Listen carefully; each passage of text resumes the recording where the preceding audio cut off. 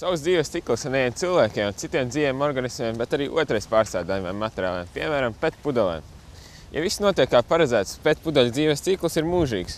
Vispirms tās nonāk pie patērētājiem, pēc tam pie atkrituma pārstrādātājiem, un, ja ir pareizi sašķirotas, tad tās tiek pārstrādātas. To dzīves cikls var sākties vēlreiz no jauna. Vai jūs zināt, ko izgatavo no otrais pārstrādājumā plasmasa? Ja runa konkrēti par PETu? Jā. Šitādas bruģīšas taisa no PETA, viņi jaucot ar, ja nemaldos, kvarca smiltīm. Zinu, ka džemperīšas izgatavo, tātad tekstils. Ja nemaldos, tad, protams, izmanto atkārtoti tātad PET šo te mazo piepūšamo pudelīšu izgatavošanai. Droši vien, ka dažādi polimēru materiāli varētu būt kaut kādas, teiksim, izolācijas plāksnes vai kas tam līdzīgs. Tas ir pirmās kaut kādas 4 lietas, kas ienāk prātā. Pieļauju, ka vēl kaut kas ir iespējams. Bet vai jūs zināt, kā iedalās, kā arī konteineri ir atkritumiem? Pēc krāsām. Un ko tajos met?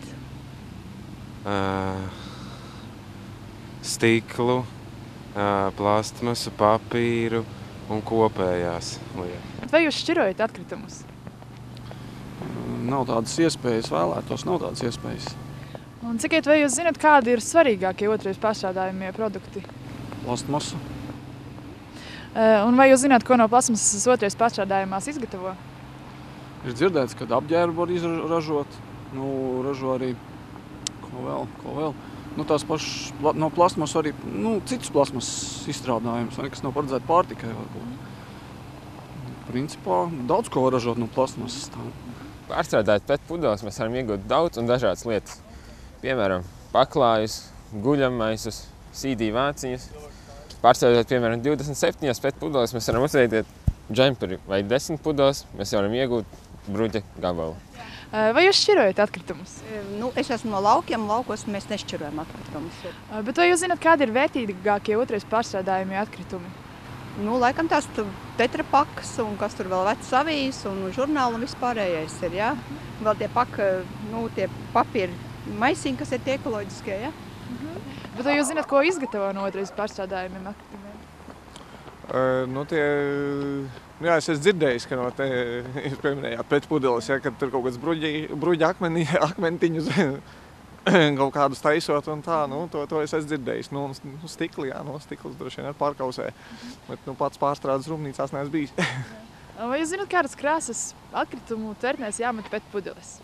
PET pudeles mums tur ir, man liekas, kad parasti tur kaut kāds uzraksts, es pēc tā uzraksta, bet man liekas, dzeltenas ir mēdz būt, jā. Man liekas, ka mums ir dzeltena, jā. Vai tu šķiro atkritumus? Jā, es šķiroju atkritumus. Un vai tu zini, kādas krāsas konteineros ir jāmet PET pudeles? PET pudeles jāmet dzeltena krāsā, dzeltena krāsas musarā. Un vai jūs zināt, kādi ir svarīgākie otrais pārstrādājumie atkritumi? Svarīgākie otrais pārstrādājumi. To gan es neesmu iedziļinājusies, bet uzskatu, ka tas ļoti svarīgi.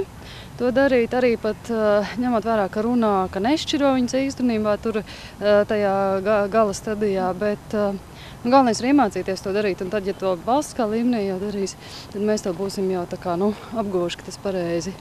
Gadā viens cilvēks izmanto aptuveni 13 kg PET pudeļu. Tas ir 260 pudeles. Dabā tās pārstrādājas 300 gadu laikā. Tāpēc šķirosim atkritumus, lai tām piešķirtu jaunu dzīvi un varētu izmantot vēlreiz un vēlreiz.